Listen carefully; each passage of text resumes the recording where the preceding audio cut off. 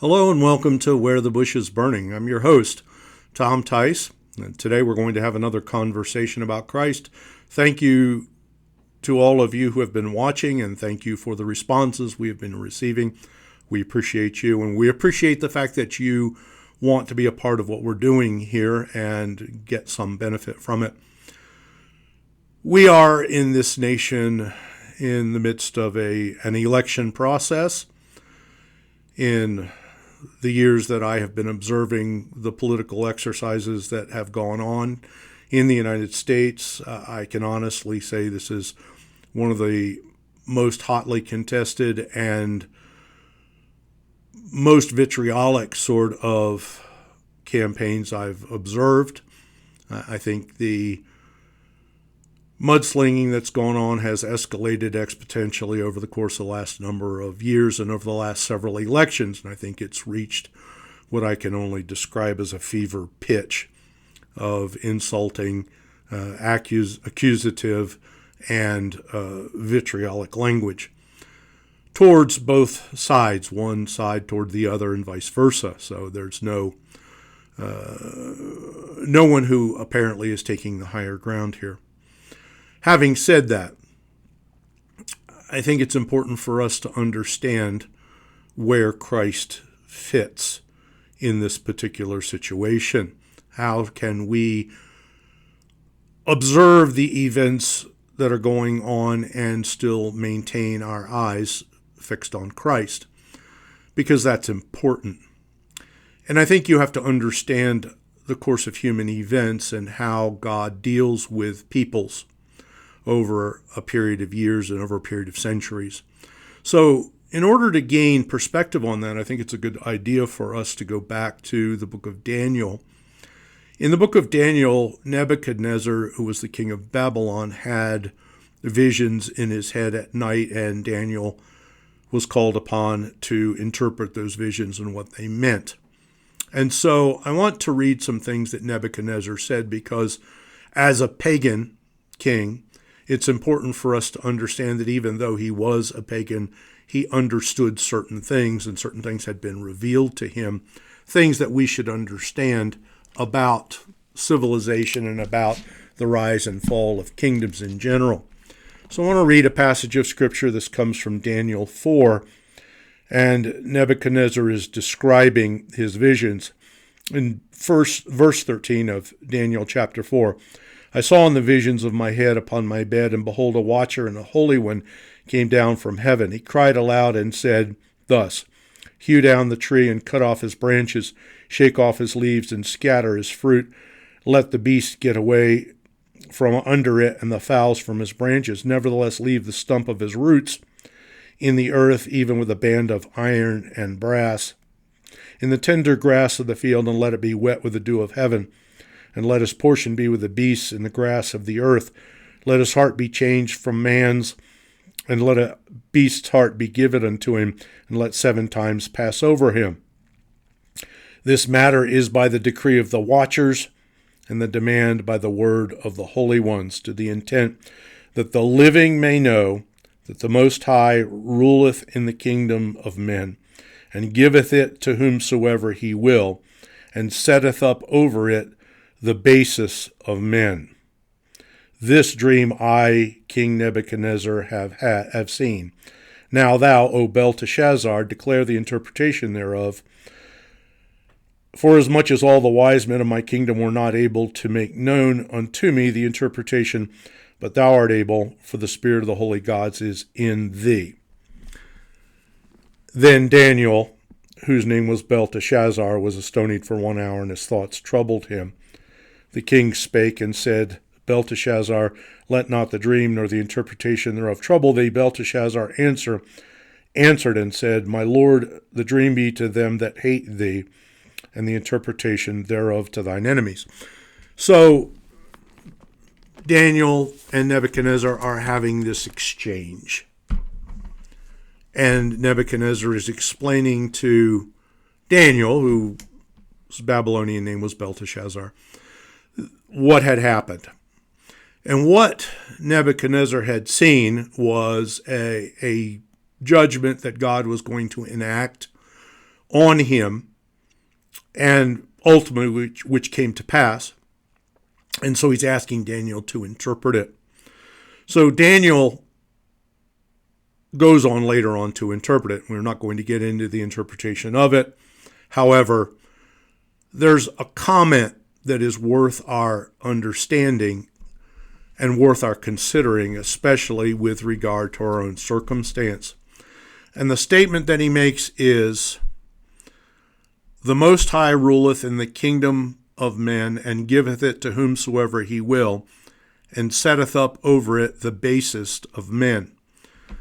Now, this was a statement that Nebuchadnezzar, who was a pagan king, made that indicated that it had been revealed to him that God does whatever he wants with regard to the rulers that he allows to be set up, and that the rulers that he allows to be set up are not always the best.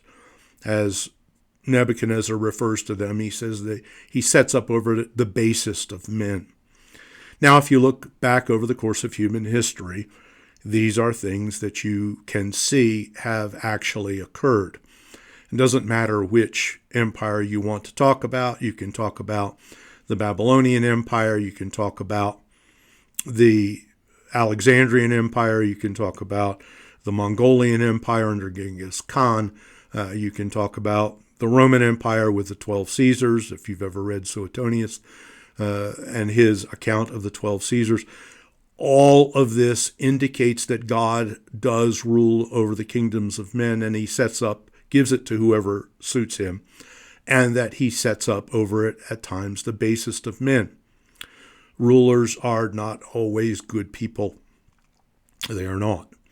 Now, you say, well, that's not very encouraging news, and what does that have to do with Christ? Well, it has a lot to do with Christ. In this particular situation in which we have found ourselves, and I've listened to the arguments, I've listened to the candidates, I've listened to the people that are touting themselves and touting others as being the choice of the hour. I will have to say, yes, God does rule over the kingdoms of men, and he does set up over it the basest of men, and that is not an endorsement of them, and it's not an endorsement of their character. So I don't want you to construe anything that I say today as being in support of one candidate or the other. It is not. It is just merely an observation that God does whatever he wills, and he allows certain people to rule, and they are not always the best people. So by Tuesday or Wednesday this next week, there's going to be a lot of clothes rending, and there's going to be a lot of casting dust in the air, and a lot of weeping and wailing and gnashing of teeth over who succeeds in becoming the next president of the United States. And it will be no matter who wins or who ultimately takes office. Someone is going to be extremely upset. Someone's going to be extremely unhappy because their particular candidate didn't win. Well, understand. The important thing for us to recognize is that God is in control. God is still on the throne. God gives to whoever he suits him the rulership at any given point in time, and he does not always allow the best of people to be in charge. He still controls all things. And the reason I say that is this. When Christ sent forth his disciples, the Great Commission, and I think it's worth our time to read this, Matthew in chapter 28, he makes a significant statement. In verse 18 of Matthew 28, Jesus came and spoke to them, saying, "All authority has been given to me in heaven and on earth." And then he says, "Go, therefore, and make disciples." And he gives them the Great Commission. That is a significant statement. All authority is given to me in heaven and earth. And we have to look back over the course of human history and recognize that Christ has always had authority. When David wrote in Psalm 110, the Lord said to my Lord, sit at my right hand until I make your enemies your footstool. He then at that point recognized that Christ had authority. And he also recognized the sovereignty of God over all things. Now, the Apostle Paul, writing in reference to that particular thing in 1 Corinthians 15, speaks of Christ and says he must reign until all his enemies are put under his feet, and that the last enemy that shall be destroyed is death. So if you go from Psalms 110 to 1 Corinthians 15, and you can go all the way through to the book of Revelation. I am he who lives and was dead. Behold, I am alive forevermore. I have the keys of hell and of death. And you read all the way through in the book of Revelation to chapter 19, where it says that he arrives on a white horse, that he has a name written on his vesture and on his thigh, King of Kings, Lord of Lords, that he comes to do judgment and justice. If you go to Matthew chapter 25, when the Son of Man comes in his glory and all his holy angels with him, then shall he sit upon the throne of his glory, and that he will render judgment then, dividing all of humanity as a shepherd divides the sheep from the goats. Here's what you want to remember in the upcoming election. Christ will still be on the throne. Christ will still be ruling and reigning in all of the affairs of men. Christ will still exercise the authority which has been given him. All authority has been given to him in heaven and in earth. So rather than to become inordinately unhinged or upset about the results of the election, whether your candidate wins or loses, what you as a believer, as a follower of Christ, want to remember is that Christ is still on the throne. He has not dropped his scepter. His crown has not slipped. He has not somehow lost control of the situation. All sorts of things may occur in our future. Some of those things which occur in our future may be, in our eyes, good things. Some of the things which occur in our future may be things that are not good. We may be happy about certain things that happen. We may be unhappy about other things that happen. Regardless of what happens, regardless of who is in office, whether it is your particular preferred candidate or not your preferred candidate, whether you think that person is a good person or whether you think that person is a bad person. And you may be right. They may not be a good person. They may not be a person that should, by all laws of morals and ethics, hold the office. Okay? I understand that. But that does not mean that God has somehow lost control of the situation. It does not mean that somehow Christ is not still in authority or he has somehow lost control. So in order to maintain your own peace of heart, in order to maintain your own equilibrium, in order to maintain your own spiritual tranquility, in order for you to be able to continue to function regardless of what your political persuasion is. And I know very, very good people who are on both sides of the political spectrum or on all sorts of different parts of the political spectrum. Understand, God is still in control. Christ is still on the throne. He still has all authority. God still rules and Christ still reigns. So rather than to become all wrapped around the axle about the outcome of this particular election or any election or this political series of events or any political series of events, understand that it will not faze God at all. It will not alter his plan. It will not change where he is taking us, and it will not change his leadership. And that will allow you to observe what happens on this next Tuesday and everything that follows that with an amount of equilibrium, an amount of spiritual tranquility that you need, so that you can continue to do what you do every day, continue to function, continue to carry out whatever it is that you have to carry out by way of responsibility, with a degree of peace of heart that you need to have. I cannot offer you a better answer than this. He is the same answer that I continue to offer you. You look to Christ, regardless of what your political persuasion happens to be, and recognize that he will still be in control, regardless of who succeeds in the election in the next week. That will enable you to, in a very, very peaceful and tranquil way, go forward. Are you concerned about your nation? I'm sure you are. Are you concerned about the direction that it's headed? Absolutely. Are you concerned about what policies get put in place? I understand that you will be concerned about those things. Does it mean that you shouldn't have some sort of voice? No, it doesn't mean you shouldn't have a voice. You are in this country still, up to this point, able to speak your mind and able to vote however you choose to vote. What you need to understand is that Christ is still on the throne. He is still in charge. He has not failed, because Jesus never fails.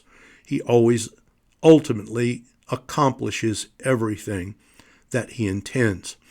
And in order for you to go forward, and I want you to be able to go forward with peace, I want you to be able to go forward with tranquility of soul, I want you to be able to go forward looking at your children and your grandchildren, knowing that God will not fail them either. Understand that he will not fail to accomplish everything that he intends. He has told us in the scriptures, my counsel shall stand. I shall do all my pleasure. And so in the course of human history, he has allowed certain people to rule, some of which have been good people, some of which have been bad people. As Nebuchadnezzar said, he sets up over the kingdoms the basest of men. So I don't want you going forward to be anxious for nothing. In everything by prayer and supplication, let your requests be made known unto God. Recognize that this election will come and go, and there will be someone in power for a brief period of time, and then in due course of time, they will be out of power and pass away. And that will be how this will go. And so in all of that, Christ will still be on the throne. He will still be reigning. God will still be ruling. The sovereignty of God will remain unchanged, and he will accomplish everything that he intends, bringing things to the conclusion that he has determined. So take that for what it's worth. That's our conversation about Christ today. I want you to be able to approach the next week with tranquility of soul, with peace, knowing that God has not dropped his scepter, his crown has not slipped, Christ will still reign, and all will be well according to what he has determined for his people. And so that's our conversation. I hope that you have gotten something out of it that's been useful to you. Join us again here at Where the Bush is Burning. If you would like to receive the devotional that we put out every day, you may find it at hopeharbor.church. That's hopeharbor.church. Once a week we put up an audio message, and that's there for you to consider as well. We do have this video. It would be wonderful if you would like this video and if you would subscribe as well. And so I trust that you will have a good week, that the sense of the presence of Christ would be with you as the Holy Spirit of God takes the things of Christ and shows them to you. And I trust that you will not fear for the future. It is in the hands of God, and his almighty hands control all that comes to pass, and Jesus never fails.